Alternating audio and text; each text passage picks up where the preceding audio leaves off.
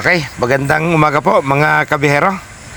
Nandito po ulit tayo sa Bakasyonan Resort dito po sa Tanay Rizal. Overnight po yung biyahe natin dito. So dahil madalas ko naman na pong may pakita sa inyo ang lugar na ito, ay mas minabuti ko po na habang naka-standby dito maghapon hanggang bukas, total marami pong nakakalat na dahon ng nyog, ay gagawa po tayo ng walis tingting. Kaya hindi na po natin sasayangin yung ating oras para mayroon po tayong walis tingting na magagamit kapag marumi po yung palibot ng ating napaparadahan. Kaya nakakailang piraso na po tayo. Marami pang nakakalat doon. Ayan, pwede pa natin gawing walis habang hinihintay po nating maluto itong ating almusal. Bali, overnight po kami rito ni Gab. Kaya dito lang tayo tambay-tambay para hindi masayang yung ating maghapon. Nagawa tayo ng walis.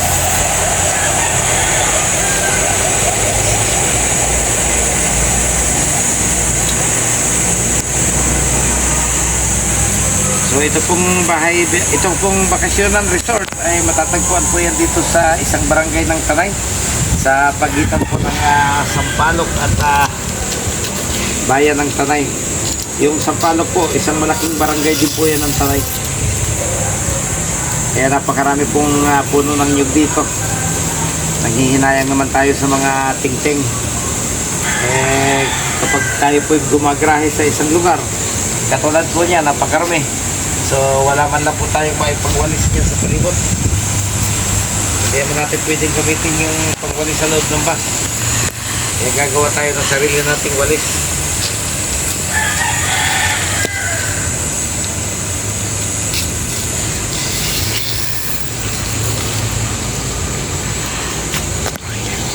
Tingin natin kung marunong na ba talagang maging pwede na bang maging videographer si Gabs. Nagkanda utal-utal na tayo.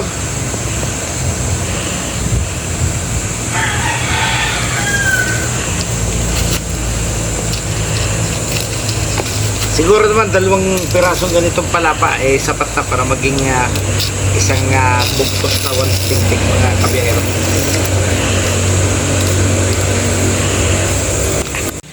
So kinulang yung isang palapa. Pupunit pa po tayo ng ilang piraso dito sa isang palapa na ipinahila ko kay Gabs para makumpleto po yung isang bigkis na walis tingting mga kabiyahero.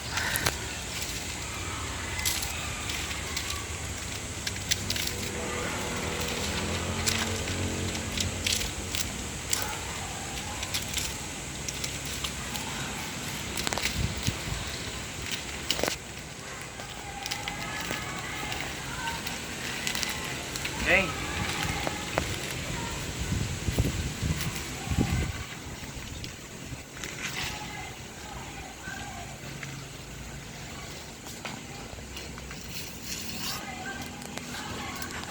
So ayan, naririnig po natin ang iingay po ng mga nagtitim building na ating mga pasahero.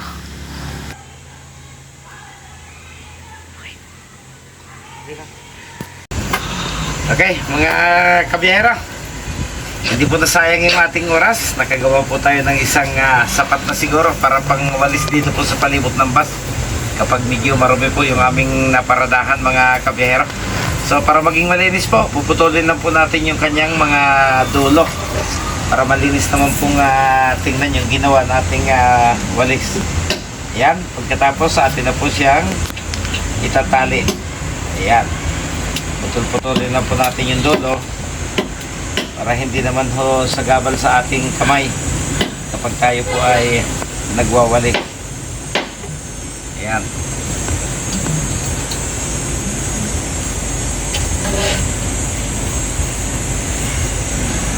Okay, mga kabihero, naputulan na po natin yung mga puno ng tingting. Ngayon naman po ay atin na po siyang itatali. Ayan. So, tatalian na po natin siya. Isin po muna natin ng ganon. Ayan.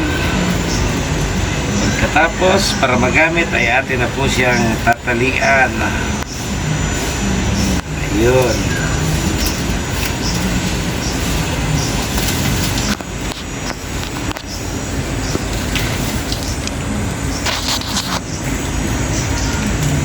tali.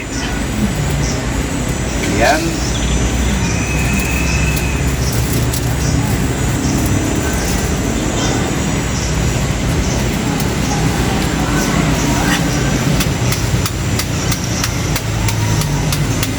Pantayin. At talian na po natin ng mahigpit.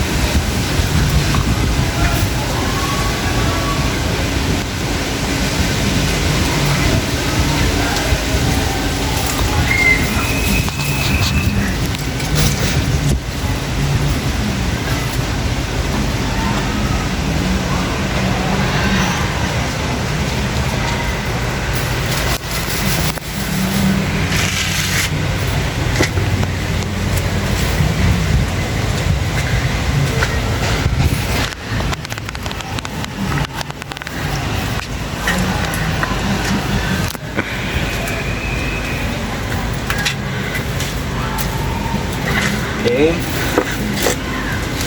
Putulin.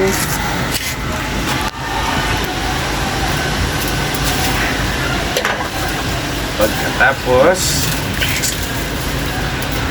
siksikin.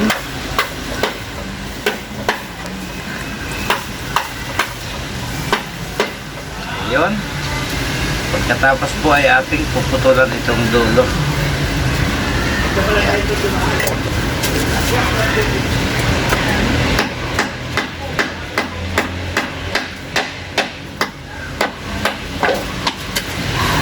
Ayun, walis na po siya. Hindi po nasayang yung ating pagtatambay mga kabihero.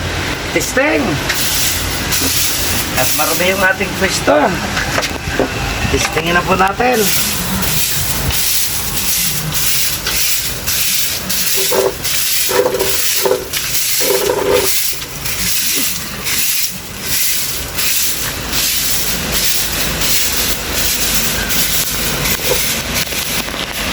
Ayun, may pakinabang na. Salamat.